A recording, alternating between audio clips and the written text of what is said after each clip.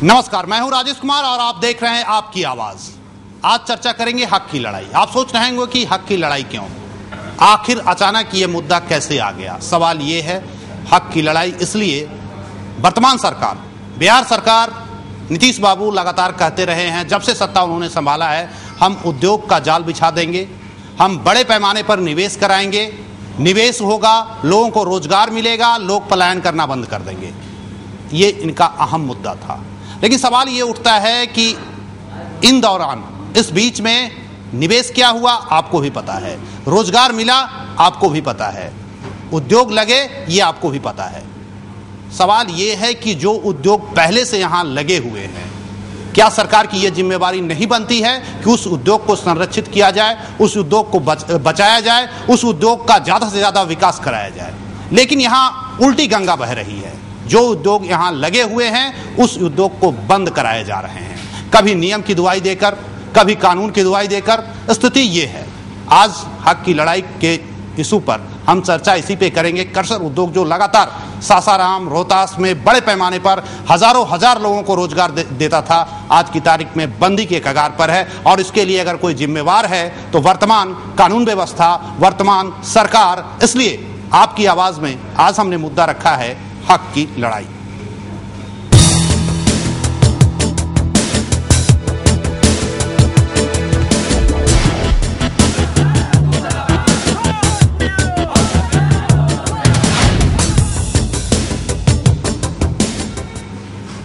चलिए, हक की लड़ाई के मसले को हम आगे बढ़ाएंगे और 1 घंटे तक इस प्रोग्राम में हम समझने की कोशिश करेंगे कि आखिर इस उद्योग की समस्या क्या है, क्यों बंद हो गया है। हमारे साथ कुछ मेहमान हैं, जरा हम उनका परिचय बारी बारी से करा दें, उसके बाद इस खबर पर हम आएंगे और जानने की कोशिश करेंगे और समझने की कोशिश करेंगे। सबसे पहले हमारे पास हैं सुमंत कुमार सिंह जी, कर्सर व्यवसायी हैं, आपका बहुत बहुत स्वागत है। धन्यवाद।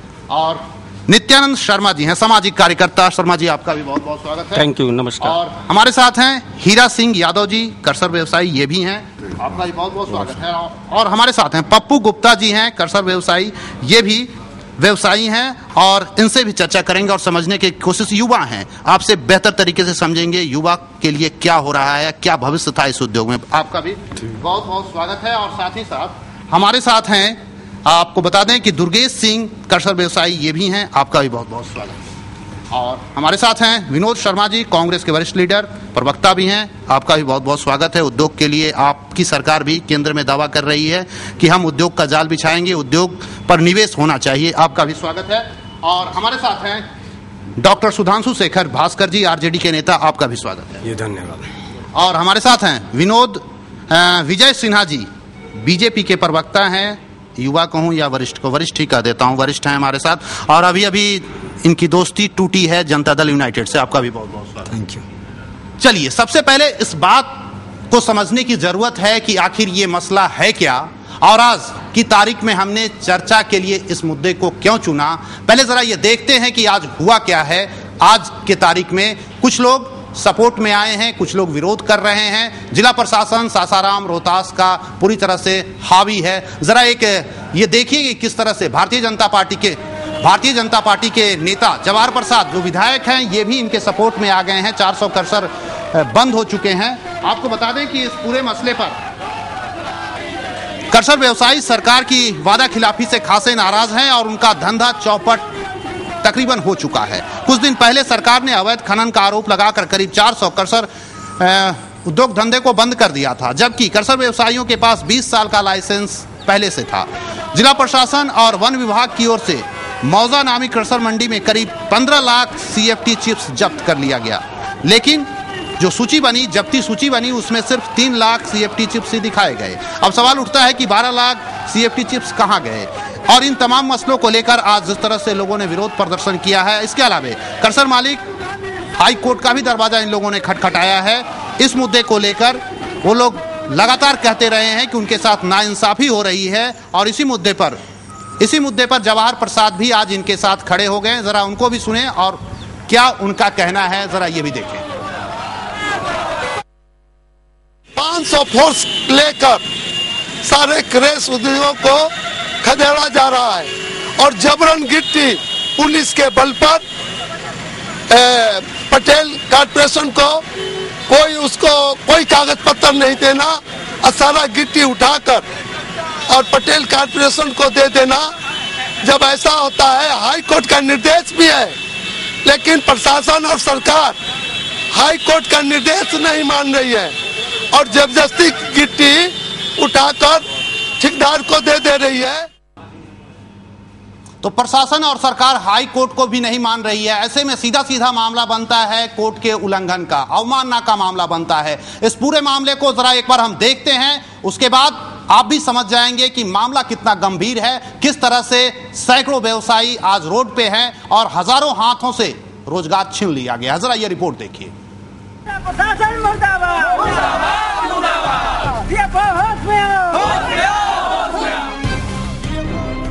अपने हक के लिए आवाज बुलंद कर रहे ये क्रशर मालिक सरकार से नाराज हैं। सरकार ने इनके साथ धोखा किया है। इन क्रशर मालिकों को 20 साल के क्रशिंग का लाइसेंस दिया है। इन लोगों ने इसके पैसे भी जमा कराए, लेकिन सरकार ने वादा खिलाफी कर दी। डाक बोली कर 2003 में 135 और 2007 में 265 क्रशर का लाइसेंस दिया गया। यह लाइसेंस 20 साल के लिए दिया गया। गजट में इसका बाकायदा नोटिफिकेशन भी किया गया।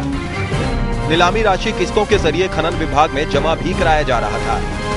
साथ ही हर साल लाइसेंस रिन्यूअल की फी भी जमा की जा रही थी। सब कुछ ठीक ठाक चल रहा था, लेकिन नवंबर 2011 में डीएम रोहतास की तरफ से गठित धावा दल ने सभी क्रशर यूनिट पर छापेमारी की।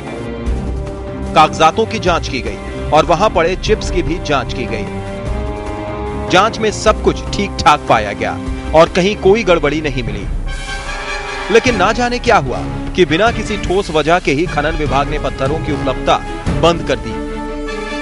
क्रशर मालिक खनन विभाग से पत्थरों और प्रीपेड चालान की मांग करते रहे, लेकिन खनन विभाग ने इस तरफ ध्यान नहीं दिया।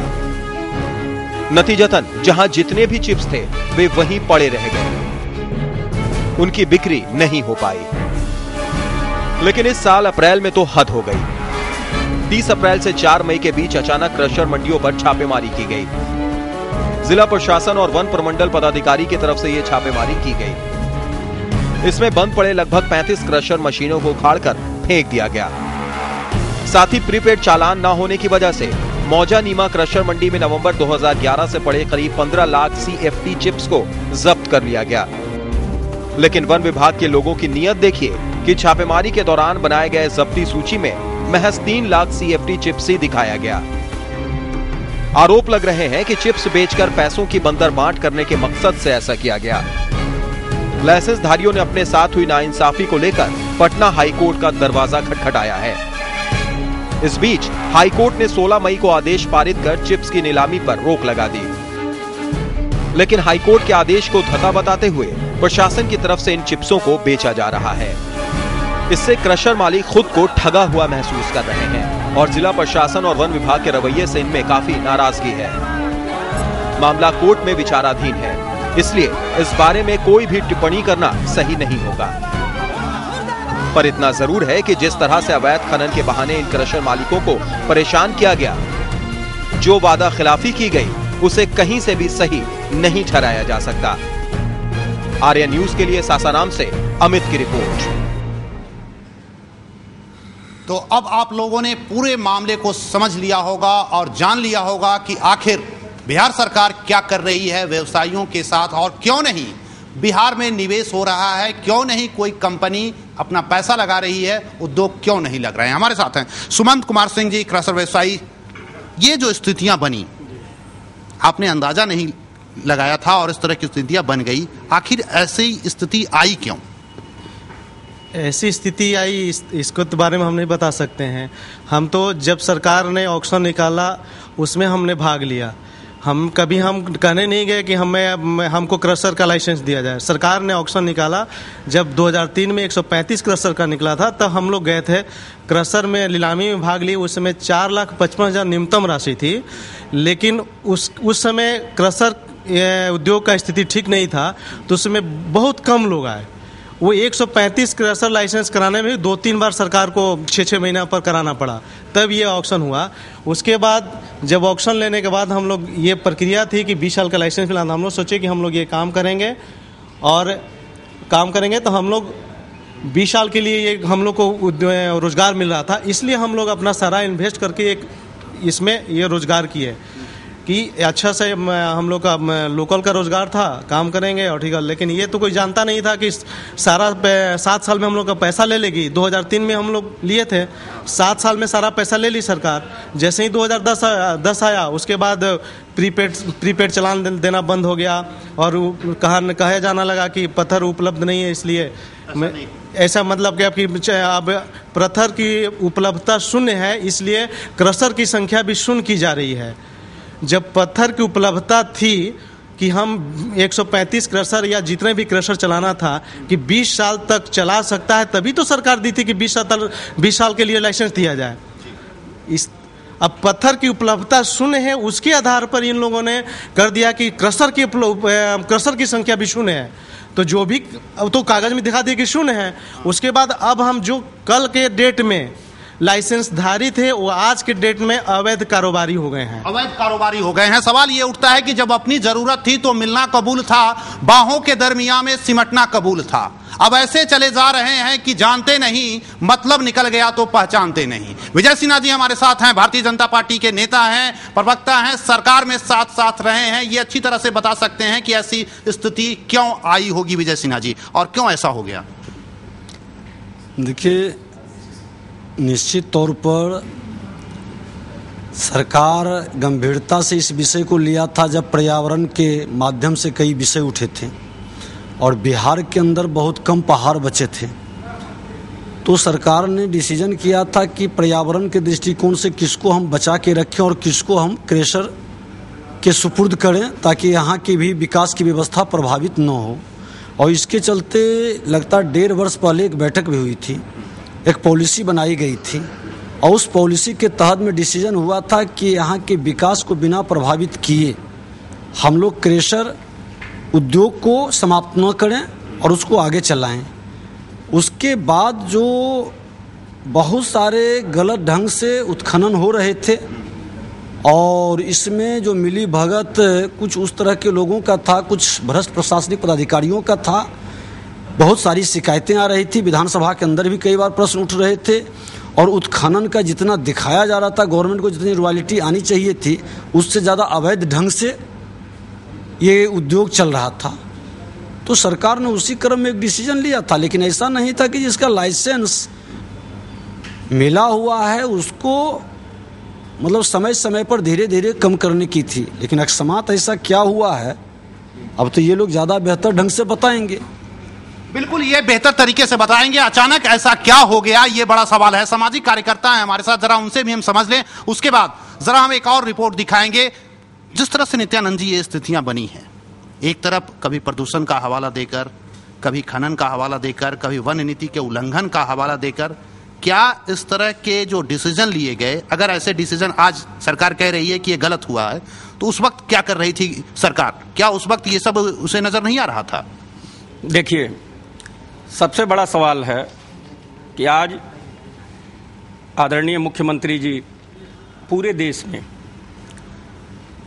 अगर ये ढिंढोरा पीटते हैं कि हमने बिहार में विकास किया,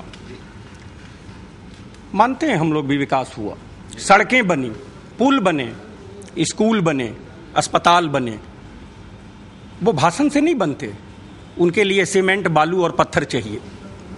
तो जब हमारे जिले ने अपना श्रम लगा के, अपना पैसा लगा के रोजगार किया और पूरे बिहार के विकास में अपना योगदान दिया, अब जब आपका काम हो गया तो अब आप हम पर प्रतिबंध लगा रहे हैं, आप हमें रोक रहे हैं।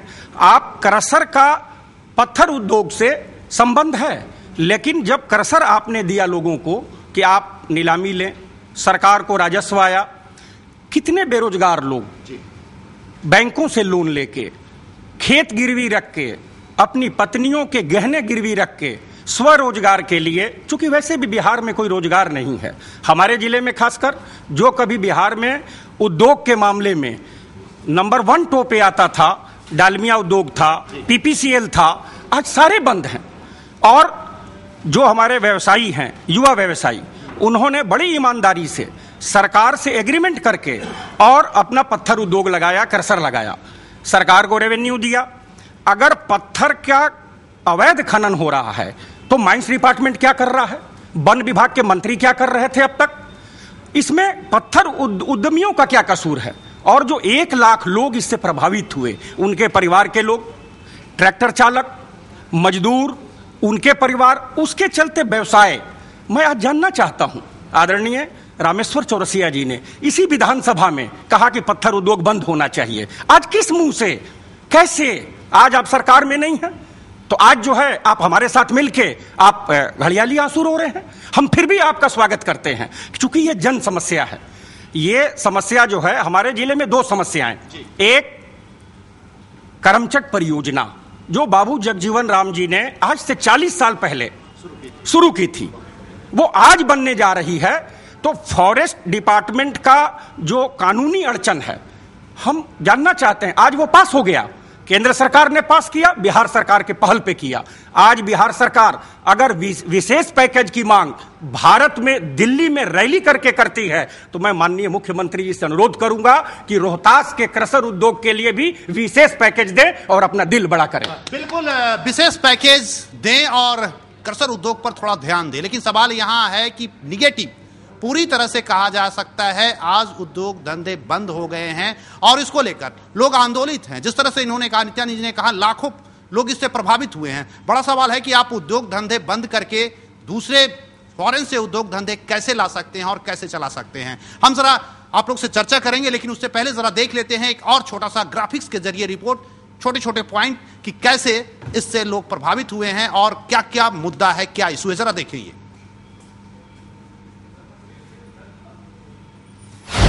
क्रशर मालिकों के साथ धोखा,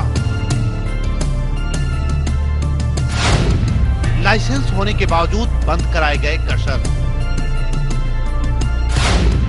मनमाने ढंग से कार्रवाई करने का आरोप, जिला प्रशासन और वन विभाग ने अंधेरे में चलाया तीर,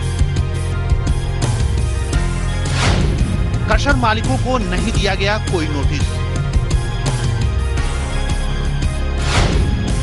जिला प्रशासन की मनमानी पर उठे सवाल, खनन विभाग भी सवालों के घेरे में, वन विभाग पर भी लगे कई आरोप,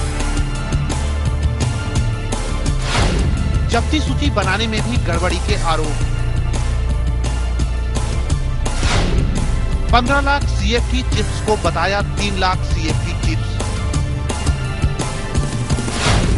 बाकी 12 लाख सीएफटी चिप्स का अता पता नहीं, जब्ती की अलग अलग लिस्ट नहीं बनाने पर भी उठे सवाल, पटना हाईकोर्ट के आदेश की हो रही अवमानना, मनमाने ढंग से बेचे जा रहे हैं चिप्स।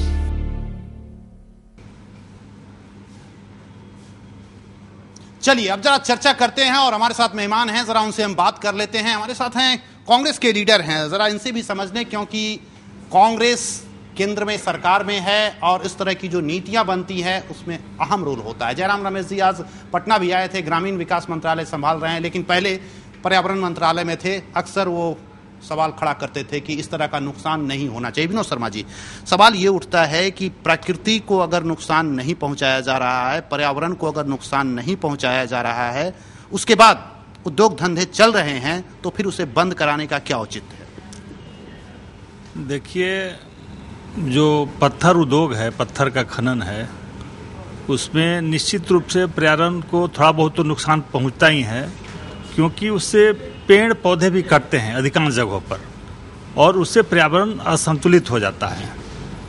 तो सरकार ने, केंद्र सरकार ने बनाया है कि पर्यावरण की क्षति न हो, उस पर बनाया है। लेकिन ये जो मामला है राज्य सरकार का है।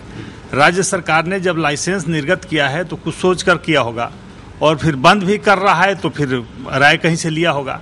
लेकिन निश्चित रूप से यह बहुत अहम मुद्दा है कि आखिर लाइसेंस दिया क्यों, और दिया तो कैंसिल क्यों कर रहे हैं? जब 20 साल के लिए है तो 7 साल में आप क्यों कैंसिल कर रहे हैं? और कर रहे हैं तो आपको उसकी भरपाई करनी चाहिए। आप उनको कोई दूसरा उद्योग लगाने के लिए प्रोत्साहित करें, उसके लिए सहयोग करें, सब्सिडी दें, या तो उनकी जो लागत है वो कहीं ना कहीं से राज्य सरकार उसको एडजस्ट करना चाहिए। निश्चित रूप से जो पिछले दिन देखने में आया कि कई एक वन अधिकारियों की हत्या हो गई इसी क्रेशर उद्योग और खनन पत्थर खनन को लेकर के, और कई एक प्रभावशाली लोगों पर केस हुआ, कई एक पूर्व प्रदेश अध्यक्ष भी हैं किसी सत्ता पार्टी के, उन पर केस हुआ, कई एक विधायकों पर केस हुआ है। तो निश्चित रूप से कहीं न कहीं से इसमें बहुत बड़ा माने कहीं न कहीं अवैध खनन का मामला इसमें शामिल है, इसमें इनकार नहीं किया जा सकता है। और निश्चित रूप से इसमें क्रेशर मालिकों की कोई अहम भूमिका नहीं है, वो बड़े प्रभावशाली लोग और वन अधिकारी मिलकर के चाहे बहुत वो लोग कर रहे हैं। वो लोग कर रहे हैं, ये छोटे छोटे जो व्यवसायी हैं, जो व्यापारी हैं, उनका इससे कोई लेना देना नहीं है। जो बड़ी मछलियां हैं इसमें वही खेल करती है। हमारे साथ हैं हीरा सिंह यादव जी। क्या वाकई में आपके नजर में ये सरकार की जो पॉलिसी है, आपके साथ 20 साल का एग्रीमेंट था उससे पहले बंद कर दिया गया, क्या इसमें कोई राजनीति है, या जिस तरह से सरकार कह रही है कि आप पर्यावरण के खिलाफ जा रहे थे, कानून के खिलाफ जा रहे थे, इसलिए हमने आपके धंधे को बंद किया? इस सरकार को मनमानी है।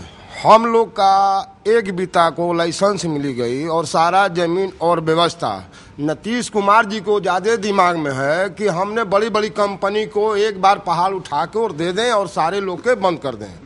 उनका नियत यही खामी है। अब जो हम लोग का पेपर को अभी बड़ी अधिकारी जो भी वहाँ अधिकारी हैं, हम लोग के पास सारा बोर्ड है, सारा जमीन कागज पत्तर आज भी हम लोग का NOC बीजू है, जून तक है।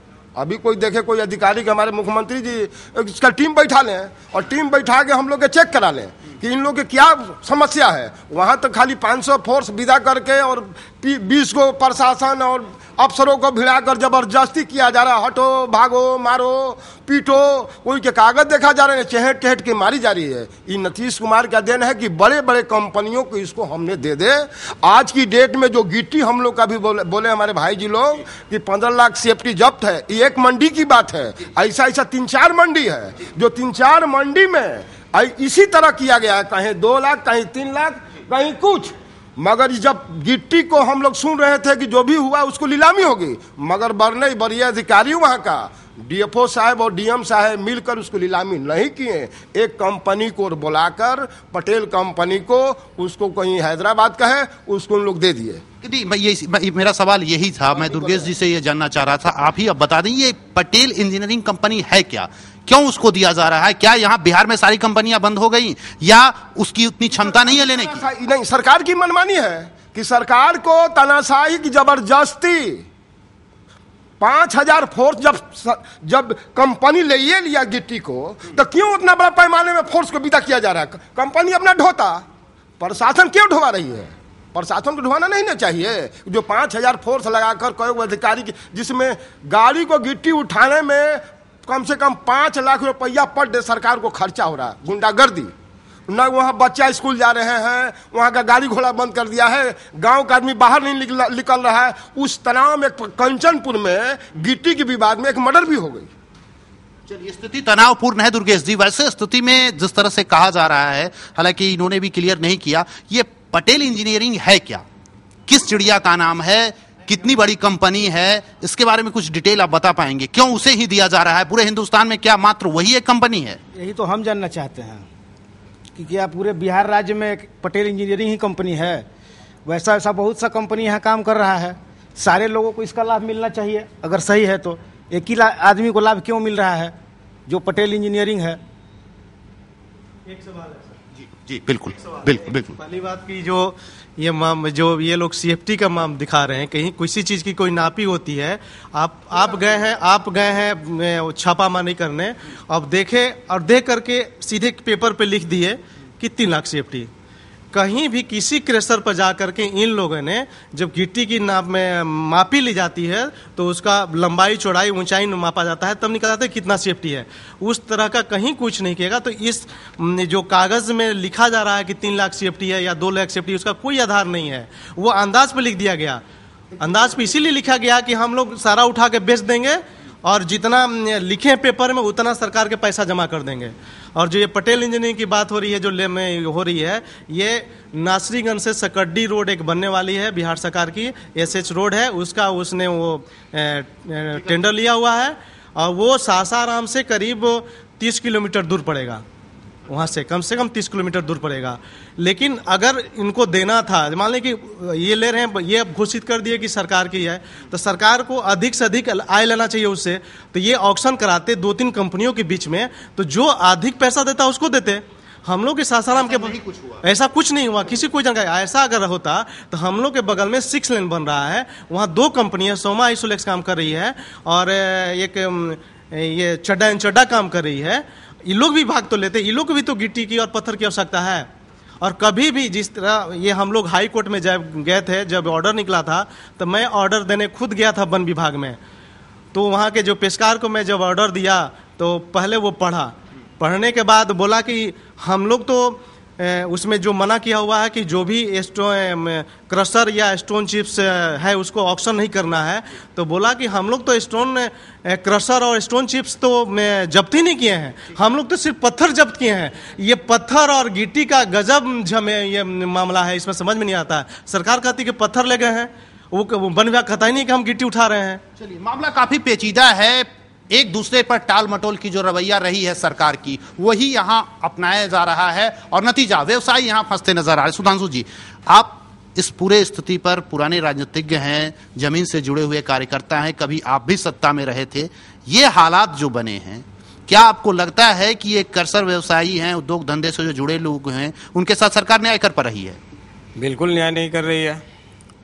एक्चुअली ये परिणाम है, आप याद करिए कि एनडीए 1 जो थी इसी राज्य में नीतीश जी की पहले कार्यकाल में, तो इस तरह का जितना आज बदनामी हो रहा है, जितना आज लॉ एंड ऑर्डर यहाँ से गायब है, जितना यहाँ के लोगों को नुकसान हो रहा है, जहाँ जितना व्यवसायियों को नुकसान हो रहा है, ये उस समय नहीं हो रहा था। क्या कारण था? कारण सिर्फ ये है कि उस समय सरकार को अनुभव नहीं था कि हाउ टू अर्न मनी, मैंने किसी भी तरीके से। लेकिन अब 5 साल और रहने के बाद एनडीए 2 में इनको ये आइडिया हो गया।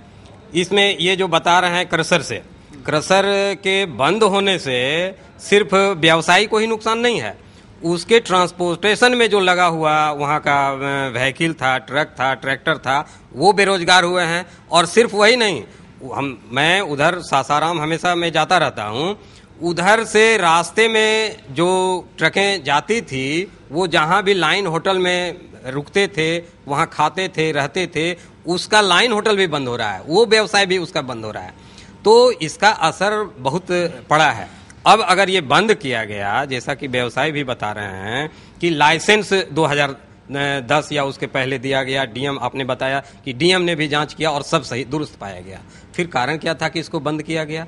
क्या कारण था कि यहाँ के व्यवसायी को ये लाइसेंस देने के बाद कोई नोटिस नहीं दिया गया, किसी तरह का उसको एक्सप्लेनेशन नहीं पूछा गया और डायरेक्ट उसको बंद कर दिया गया। लाइसेंस भी, हमको जानकारी लगता है कि लाइसेंस भी रद्द नहीं हुआ है, लाइसेंस भी रद्द नहीं हुआ है। और ऐसी परिस्थिति में जब उसको अधिकार है, आपने लाइसेंस दिया है, फिर आप अवैध रूप से आप क्यों बंद कर रहे हैं? तो जाहिर सी बात है, यहाँ कानून व्यवस्था सारी अवैध रूप से चल रही है। तो ये सरकार ने भी ये अवैध तरीका अपनाया है, सरकार के प्रशासन और तंत्र भी अवैध काम अपनाता है। एक मैं और कहना चाहता हूँ, ये क्रशर की ही घटना है। ये हमारे यहाँ सुल्तानगंज विधानसभा में शाहकुंड प्रखंड में एक छोटी सी पहाड़ी है, वहाँ भी लोग पहाड़ तोड़ते थे। लाइसेंस नहीं था बारूदी विस्फोट करके तोड़ने का, लेकिन वो तोड़ते थे। हमने हस्तक्षेप किया, प्रशासन से बात किया, तो वो तोड़ना बंद हुआ और उसको फिर लाइसेंस मिला और लाइसेंस लेके वहाँ के जो लोकल व्यवसायी थे वो काम कर रहे थे। बाद में कोई चड्ढा कंपनी आया और वो टोटल का टोटल चड्ढा कंपनी को दे दिया, चड्ढा कंपनी को दे दिया गया और वहाँ के जो लोकल व्यवसायी थे उनका रोजगार छिन गया। तो ये यहाँ रोजगार देंगे क्या? सरकार ने अभी तक कोई रोजगार नहीं दिया, कोई व्यवसाय नहीं लगाया और जो अपने दम पर व्यवसाय कर रहे हैं उसका भी व्यवसाय बंद करने पर तुली हुई है। ये सरकार बिल्कुल किसी प्लानिंग का ये काम कर रही है, प्लानिंग के तहत नहीं है। एक सवाल आपसे जानना ही, वाकई में यहाँ पे अफसरशाही हावी है या एक प्लान के तहत ऐसा किया जा रहा है कि लोकल जो मार्केट में उद्योग धंधे हैं उसे चौपट करो और बाहर की कंपनी को बुलाओ? देखिए, एक बात तो इन्होंने जो कहा कि एनडीए 1 में बहुत अच्छे ढंग से सारी व्यवस्था चल रही थी, एनडीए 2 में बहुत सारे ऐसे लोग भी प्रवेश कर गए जो काफ़ी अनुभवी राजद और कांग्रेस से आए हुए थे, और ये जदयू में आकर के और अच्छी अच्छी प्लानिंग करने लगे और उस तरह के कंपनी को ला करके यहाँ के उद्योग धंधा को प्रभावित करने लगे, जिसका परिणाम आज सामने दिखाई पड़ रहा। उनको दिक्कत हो रही थी। भारतीय जनता पार्टी के जो भी मंत्री और नेता थे वो बीच बीच में कई ऑब्जेक्शन किए हैं इस मामला पर। हमने बताया कि माननीय डिप्टी सीएम के साथ बैठक हुई थी, आपको लगभग 7 महीना हुआ है। आपका बालू उत्खनन के मामला में पॉलिसी बना, पत्थर उत्खनन के मामला में पॉलिसी बना, बहुत अच्छा सुझाव आया था, जिससे कि हमारे छोटे उद्योग धंधा क्रेशर सब चलते रहता व्यवस्थित। लेकिन कौन लोग ये प्लानिंग को फेल करते हैं और इस तरह का प्लानिंग बनाते हैं कि बड़े बड़े कंपनी को देकर एक ही जगह से सारा सिस्टम को वो संचालित करें, या इनके शब्दों में जो कहना है कि उगाही करें। तो कुछ मामला तो गड़बड़ है। इस मामला में गंभीरता के साथ विचार करने की जरूरत है। नहीं, इस मामला में जो ये बचने की कोशिश कर रहे हैं, बीजेपी के लोग बच नहीं सकते हैं। ये बराबर के भागीदार हैं और खान एवं भूतत्व विभाग इनके मंत्री के पास था और इसमें इनका महत्वपूर्ण योगदान रहा है। आज 10 दिन से अलग हो जाने से ये कह रहे हैं कि बाहर से जो लोग आ गए, इनके साथ शामिल हो गए, वो प्रभाव डालते हैं। तो वास्तव में बीजेपी का अपना कोई प्रभाव नहीं था। बीजेपी का क्या, आपके पास आएंगे, थोड़ा सा एक कमर्शियल ब्रेक लेना होगा और ब्रेक लेने के बाद हमारे साथ एक युवा व्यवसायी हैं, इनसे भी जरा समझेंगे और क्यों इस तरह की समस्या आई है, युवाओं के साथ किस तरह की प्रॉब्लम आ रही है, इसको भी हम समझने की कोशिश करेंगे। लेते हैं एक छोटा सा ब्रेक, आप बने रहें हमारे साथ, फौरन लौटते हैं कुछ और चर्चा के साथ।